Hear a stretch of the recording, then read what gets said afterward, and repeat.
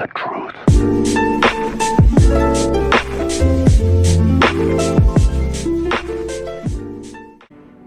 Приветствую всех, с вами Холдым, и да, вы правильно это видите. Это Зайчик, другая история. Я решил заняться этим модификацией, так как я намного на ней наслышан. Я видел в ютубе кучу всяких интересностей насчет этой модификации. Вот, она довольно приятная и показывает альтернативный путь Зайчика. Вот, это довольно интересно. Вот. Это, так скажем, еще и разнообразит контент.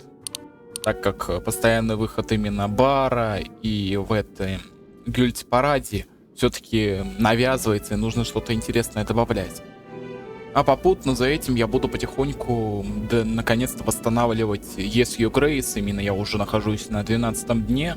Мне надо еще пару дней пройти, чтобы добраться до 21-го. И значит, скорее всего, следующее видео, если я постараюсь, уже будет Yes You Grace.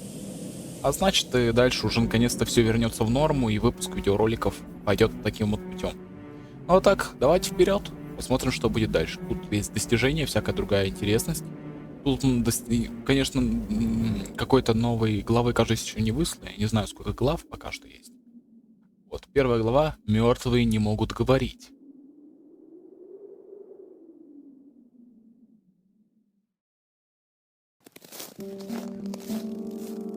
Надеюсь, все нормально со звуком.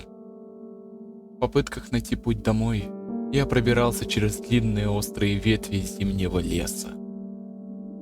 Порывы ветра замели следы, не оставляя ничего на замерзшей земле. Я не помню, как здесь оказался и что здесь делаю. Я просто брел, устало передвигая ноги. Брел с одной единственной целью — найти путь домой.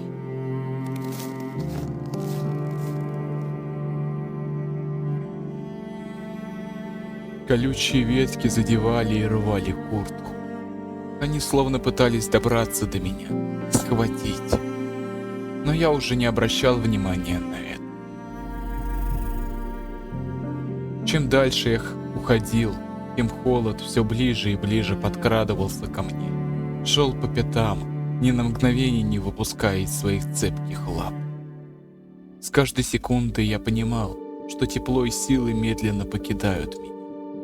Вот уже труднее дышать, труднее глотать ледяную слюну. Мои ноги подкашивались, а пальцы на обеих руках я вообще не чувствовал. Однако упрямо продолжал идти. Еще вчера этот лес был совсем другим. Вид из окна на самом деле нисколько не передает те грусть и одиночество, которое царят в нем. Как же холодно. Как же пахнет смертью. Протоптанная дорожка превратилась в непроходимые сугробы. Они так и норовили поглотить меня, оставить здесь навсегда. Я посмотрел назад и, убедившись, что дороги обратно у меня нет, решил двинуться дальше. Сапоги сразу наполнились снегом. Он таял, делая их еще тяжелее. Но это меня не останавливало.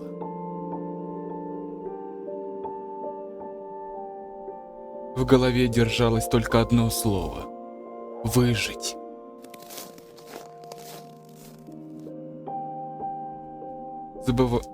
Завывающий ветер не давал продохнуть. Его морозные порывы обжигали и кололи горло и легкие. Начинало казаться, что легче вовсе не дышать. Легче просто уснуть, сдаться, смириться со своей судьбой.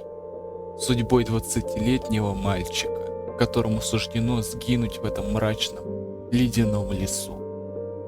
Вспомнят ли обо мне? Или даже не будут искать?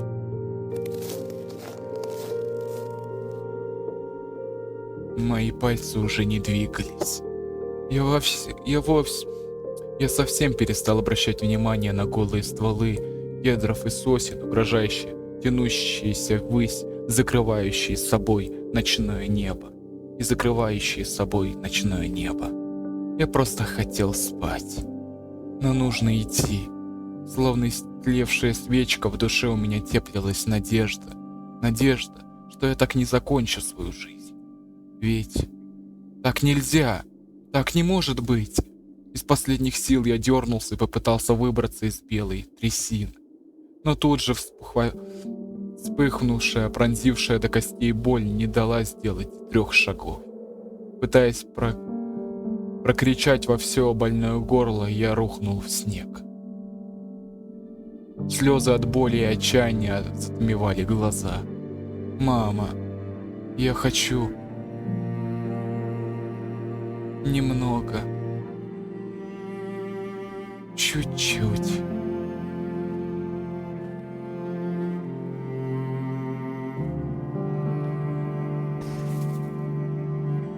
Огромный ком снега обнял меня.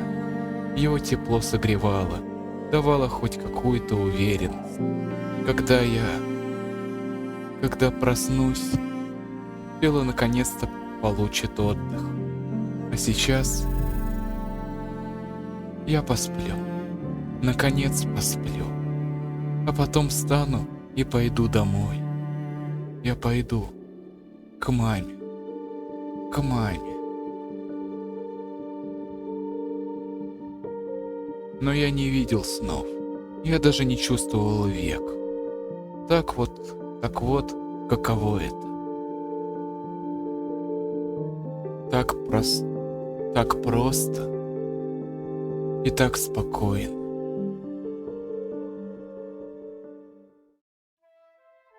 Флейта, будто песнь с неба спустился нежданный ангел и принес за собой чудотворную мелодию. Я снова ощутил жизнь, снова почувствовал, как кровь внутри закипела, стала двигаться по венам. Сердце вновь забилось. Еще рано умирать. Меня зовут идти вперед. С каждым мгновением я чувствовал себя все сильнее. Я могу все. Я могу все. Выкрикнув, я резко поднялся. Как быстро, конечно, настрой сменился, блин. Бррр. Блин, начало прям... О. Алиса? Ах, ты куда так резко подскочил? Перепугал меня всю. Алиса? В недоумении я принялся разглядывать окружающий меня лес. Я что, проспал всю ночь? Да быть такого не могло. А если и могло, то почему я сейчас нахожусь в совершенно другой его части?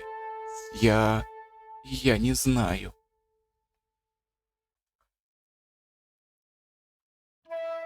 Неуверенно промямлив, я продолжил осматриваться. Однако глаза так сильно привыкли ко тьме, что пару секунд я не мог заставить себя взглянуть на ярко переливающийся снег. Но потом все пришло в норму. Вокруг была привычная картина, которую я встречал каждый день. Укрытый белым полотном лес будто бы просил о том, чтобы его тоже разбудили от вечного сна. Корешки деревьев выглядывали из-под снега, сморщившись, будто кожа от обдавшего морозца. «Ух, Антоша, я обещала я тебя дурачком не называть, но после твоих купаний в сугробах я за себя не ручаюсь». Нахмурившись, я все же решил не вестись на ее издевки и задал вопрос. «Где ты пропадала?» «А что, соскучился по мне?» «Да нет, просто...» Покраснев, я отвел взгляд. «Антоша, ты такой забавный. Всегда тебе удивлялась. Кстати, уже не боишься один по лесу гулять?» Этот вопрос прозвучал еще более издевательски, так как я сам не знал, как тут оказался. Но, впрочем, стоя рядом с Алисой, мне совсем не было страшно. Думаю, уже не боюсь.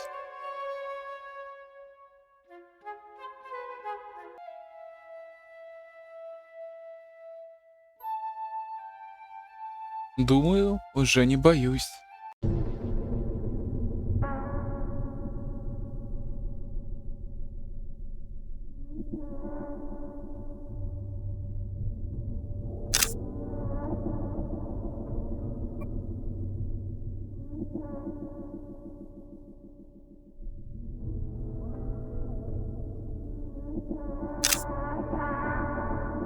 Перестань. Перестань. Мы же знаем, что ты боишься. Но ты только скажи, и мы тебя защитим. Ведь ты нам нужен целый и невредимый для нашего веселья. Дружочек. Какого веселья?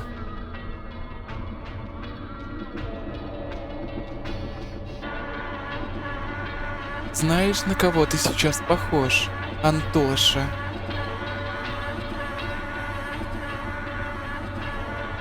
Приблизившись, Алиса начала пристально смотреть на меня. Ее некогда голубые глаза вмиг окутались непроглядной темнотой. Пытаясь разглядеть что-то за маской, я не заметил, как тьма леса вернулась, и сказочная музыка стихла. На кого? На заблудившегося, потерянного и напуганного зайчика. Ты не бойся, ты наш единственный, наш вкусный. И мы тебя не дадим в обиду. Только позови нас, позови. Мое сердце сжалось и, кажется, снова перестало биться. В эту секунду я почувствовал себя персонажем страшной истории, где вампирам-злодеям всаживают колы прямо в грудь. Будто я жалкий кровопийца, которого сейчас прихлопнут прямо во время трапезы неожиданно и внезапно. И деревья врастут в мое тело, корни заменят кровеносную систему, и я стану единым целым с лесом. О, эти деревья всего лишь притаились, но готовы ожить в любой момент. Вмиг перед глазами пролетели образы родителей. Оли, бедная Оля, чей свет заливал яркими красками мой мир, делая реальность не такой пугающей. Алла, дрожа от страха, который вселяла даже не Алиса, а нечто более зловещее, я не мог вымолвить ни слова.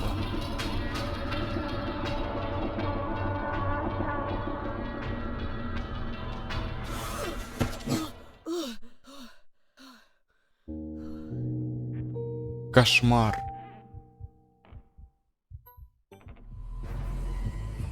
Познакомиться с Алисой во сне. Нормальненько так. Сколько там достижений? Да, приятненькое знакомство, дружище. Но ладно, сейчас, честно, начало прям интересное. И график, кстати, эффект падающего снега очень приятный, он добавляет еще, так скажем, атмосферы. И начало это вот просто...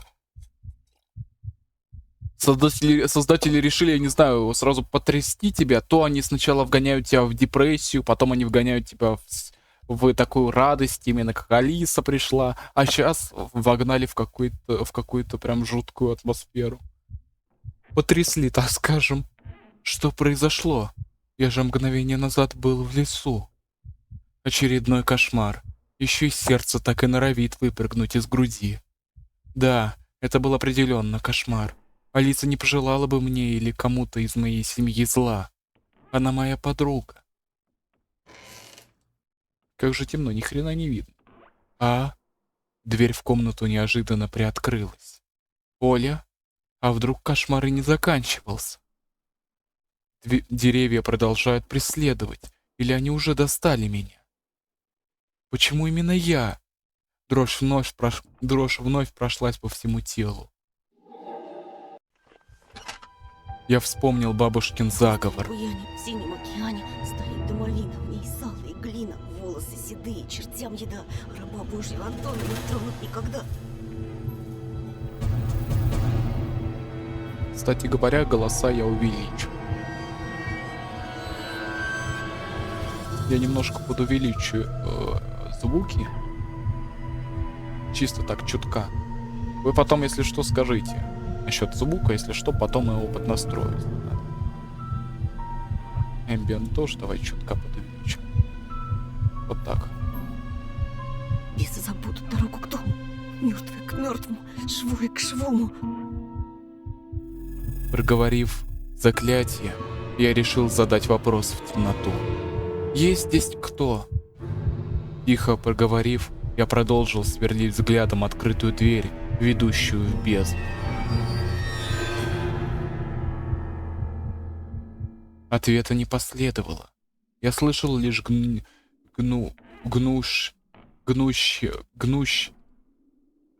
лишь гнущие ветки деревьев. Ветер за окном. Его подвывание почему-то успокаивало меня. Словно ему тоже нужна была помощь. Помощь, чтобы пролететь сквозь тьму леса и его загадки. Я не один. Дрожь постепенно спадала, а в голове послышался мотив сказочной мелодии. Может быть, дверь сломалась? Нужно рассказать папе, если получится. Собравшись, я слез с кровати. Пол был неестественно холодным и прошел к двери. Закрыл ее. Сегодня поспать уже не получится. Кстати, интересный такой, так скажем, вариация. В этот раз на нас не напал волк. Подойдя к окну, я надел очки. Сквозь узоры мороза на стекле я задумчиво смотрел на свое отражение. Школа. Именно то место, куда никак не хотелось возвращаться. Хоть сейчас все более-менее и наладилось. Мысли о школе тут же навеяли мысли о моих новых друзьях. Рома и Бяша. Да что ж такое, блин? А можно ли вообще назвать друзьями хулиганов, что задирали маленьких и слабых? Но без них Бабурин наверняка бы очухался и вмазал бы мне своей печаткой как следует. Некоторые люди и правда не понимали, что кулаками все проблемы в жизни не решить. Одно только тревожит. Меня могут обвинить в его пропаже. Вдруг Рома и Бяша сдадут меня милиции. Вдруг это было их большим планом, который бы ввел меня на тропу вечного позора. Вывел меня на тропу вечного позора. И что тогда скажет Полина?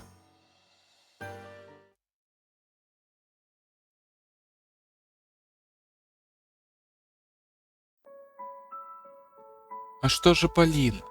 Единственная, кто была добра ко мне. Но не ложь ли это доброта?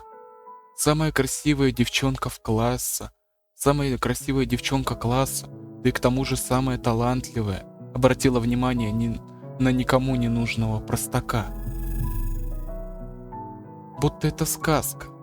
Сказка, в которой благородная принцесса обратилась к жалкому крестьянину, потерявшемуся в этом мире. И только прекрасная принцесса сможет спасти его, вывести из лабиринта кошмаров и показать настоящий свет. А тот не верил в чудеса, но вмиг становился самым счастливым человеком на земле, когда вдыхал аромат ежевики. Так пахли ее духи, волосы, ее прекрасные волосы. Усилившийся вой ветра перебил мои мысли. Вот бы и я мог быть таким же свободным, как этот ветер. Иметь возможность умчаться от своих забот и каждодневных проблем.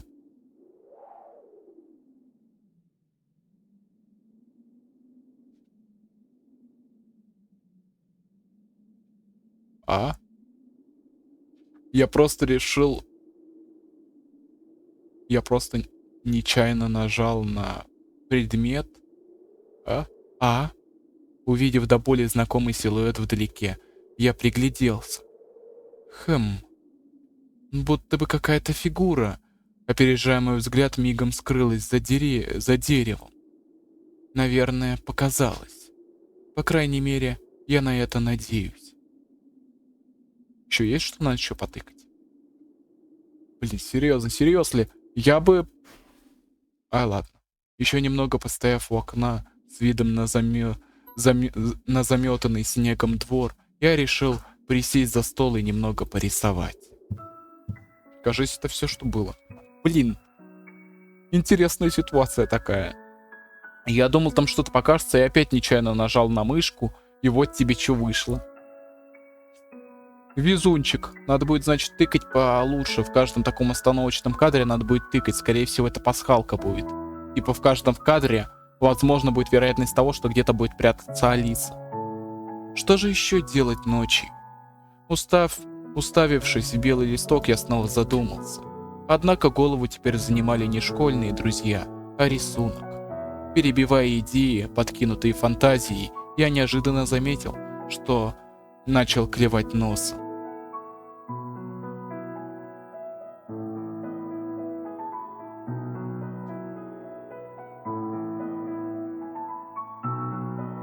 В тщетных попытках взбодриться я встряхнул головой, но этого было недостаточно.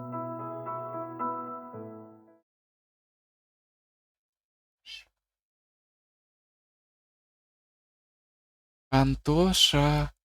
Антоша, вставай! Антон! Антон, вставай! Ну же!» «Мама?» Я резко подскочил и чуть не ударился головой о настольную лампу. «Антон, опять всю ночь домашнюю работу делал?» Строгий, но любящий взгляд мамы возвратил меня в реальность. Ссылаться на кошмары сейчас было бы не лучшей идеей. «Да, мам».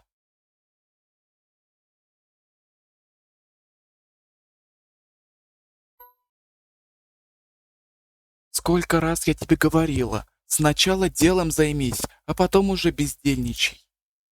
Прости».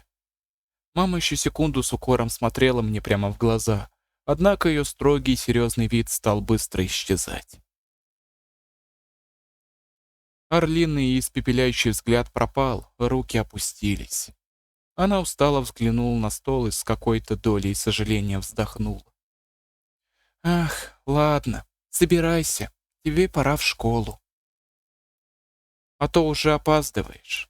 И я, как назло, проспала. «Еще про таблетки не забудь».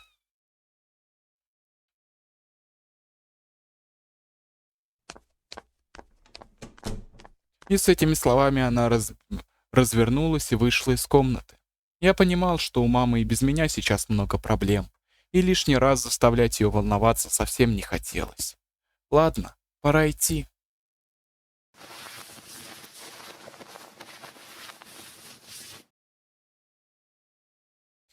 Наспех собравшись, я выдвинулся в путь.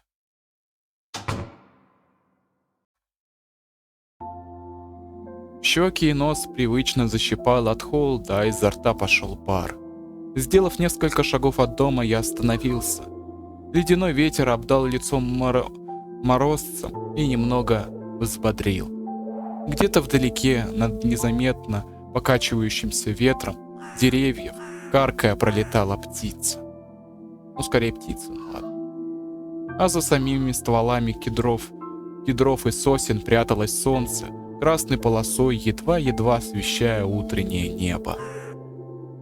Красота, обожаю зимние. Я серьезно обожаю зимние пейзажи, описывающие зимние пейзажи и зимние истории, страшилки. Я бы тоже сейчас спрятался, сидел бы дома тихо, как мышка. Поскорее бы этот день прошел. Да нормально все будет. Ступив на дорогу, ведущую до школы, я вдруг вспомнил сегодняшний сон. Совсем не хотелось бы пережить те события наяву.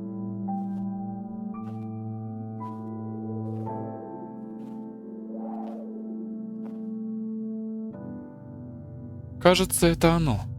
То самое место, где я повстречал Алису. Но не ту, нет, совсем не ту Алису, которую я знал. Та Алиса хорошая. Она моя подруга.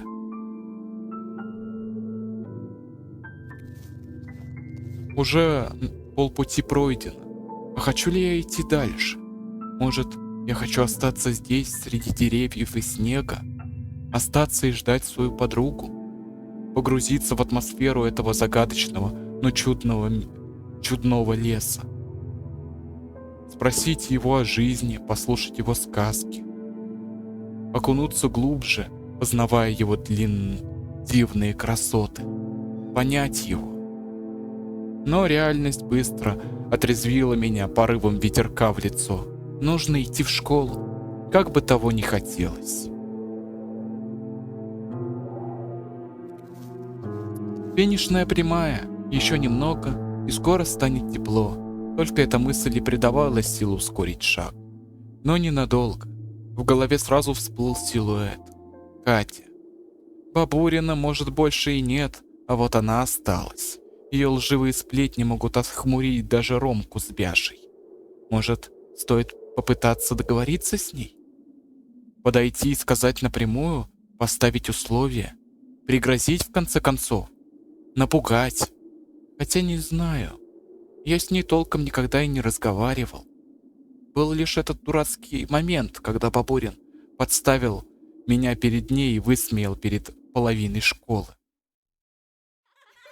Да. Неудачно. Какой позор. Может, поэтому Катя злится на меня? Может, если я подойду и извинюсь, все станет лучше? А вообще интересно, как в теле у такой милой с виду девчонки умещается столько яда и зловредности? И почему именно я, а не кто-то другой? Тот же хряк Сёма. Над ним гораздо веселее потешаться. Был. Да.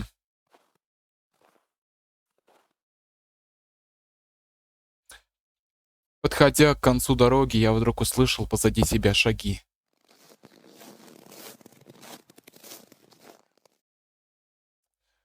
Ранним утром раньше я тут никого не видел.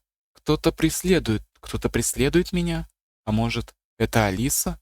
Я не видел ее с тех пор, как мы играли в лесу.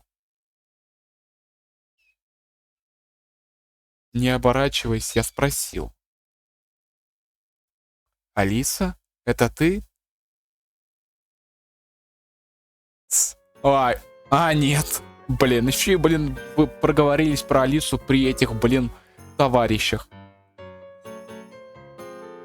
Они, может, конечно, нормальные пацаны, но не знаю. У меня все равно постоянно, честно, вот я как уже давно говорю, у меня такое вот, реально неприятие к таким чувакам, таким товарищам, серьезно, гоповским чувакам мне неприятие любое. Даже если Ромка все-таки и в самой Тане Бане в 5-м эпизоде, и в этой истории он покажет и свою хорошую сторону, как минимум в то, что он честный и, как говорится, братку он не бросит в беде. Хотя, конечно, если ты, конечно, не стыришь его девушку, хотя она, конечно, не его, да ладно. Здорово, Антон. Чё за Алиса, Тошек? Девку себе нашел, на? Парни? А они что тут забыли? Почему не в школе? Тоже проспали? Оба? Да так, подруга. Ты, главное, друзей на подружек всяких не меняй. Дружба — это святое, на. Интересно будет, когда озвучка появится. Я просто решил, все равно сейчас будем играть, все равно может будет потом перепройти, так как тут в пути будет также целая развилка будет большая. Ага, как же. Только я успел вспомнить о Семёне, как язвительная фраза сама сорвалась с языка. А как же Бабурин? А что Бабурин? Нам уже надоело прикрывать его. Слишком много херни творил. Те лучше не знать. На. И окончательно он черту перешел, когда не на того пацана наехал. Зря он на тебя гнал. Так может быть и жив, так может быть и жив остался. Мы-то по глупости смекнули, что ты терпила. Мы-то по глупости смекнули, что ты терпила. Тебе бы чё проще... Тебе бы чё проще напялись. А то шкалерой так и останешься на.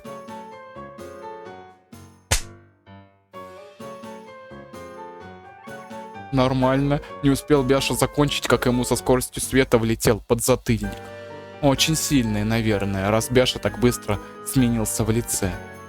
Из всех шкалеров самый конченый здесь только ты.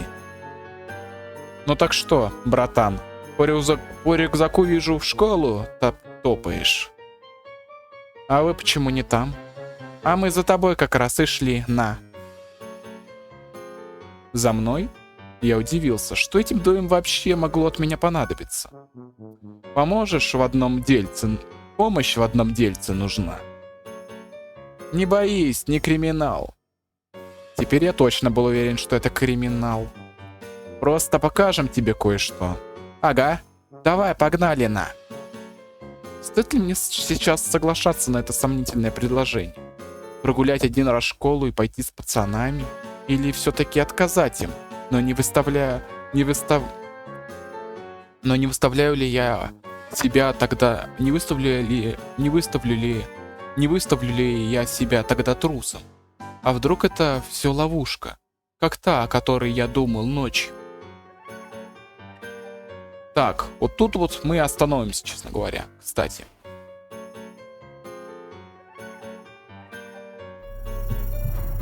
Так, давай-ка сохранимся. Идеальное место, кстати. Вот тут и подумаем. Но честно, я думаю отказаться и пойти в школу. Ой, тихо, только не нажать, только бы не нажать. Тихо. Я думаю отказаться, потому что, честно, это довольно такое вот, ну, своеобразное решение, конечно, брат. Такое своеобразное. Я, конечно, понимаю, что, скорее всего, они и будут втягивать нас в криминал. Они все-таки нормальные, еще, ну, так, более или менее. Но все-таки хочется в школу попереться. Так как я понимаю, этот путь дальше откроет нам путь с Полиной. Это нам откроет больше отношений с Полиной, так сказать. Я хочу посмотреть на ее рут. Да, я знаю, что этот мод прославился благодаря пути Кати. Мы его тоже заценим, но пока что, мне кажется, все-таки лучше отказаться и пойти в школу. Ну, это так, чисто мысли. Уже в следующей серии узнаем. Надеюсь, вам понравилось. Не забывайте ставить лайки, писать комментарии, говорите, как вам мод. Есть, конечно, кстати, еще один мод «История Алисы». Но он вообще не готов вообще, как я помню. Он вообще в бета-версии еще. Даже первая глава в нем не готова. Так что лучше туда нам пока что не лезть. Ну и если я ошибаюсь, можете написать, кстати, в комментариях, кто шарит. Напишите, если есть, я еще и этот мод потом подцеплю, и мы еще его глянем. Вот. Вот, и еще пишите в комментариях, кстати говоря, как вам превьюшка, то хочется узнать, как вам, точнее, интро новое. Как вам оно? Просто чтобы узнать мнение ради любопытства. Заглядывайте в описание. Там будет ссылочка на мой Discord сервер. Буду рад вас там видеть. И не забывайте жать на кнопочку подписаться на колокольчик. А то подписанных на канал, именно смотрящих именно наши видео без подписки товарищей, целых 45 где-то процентов. 45 или 35%. А это как-то не очень. Так что подписывайтесь, так вы и меня промотивируете выпускать видео чаще и более интересные всякие штуки искать для вас. Ну и вам будет легче, вы будете узнавать о новых видео первыми. И с вами я, конечно же, не прощаюсь. Скоро увидимся!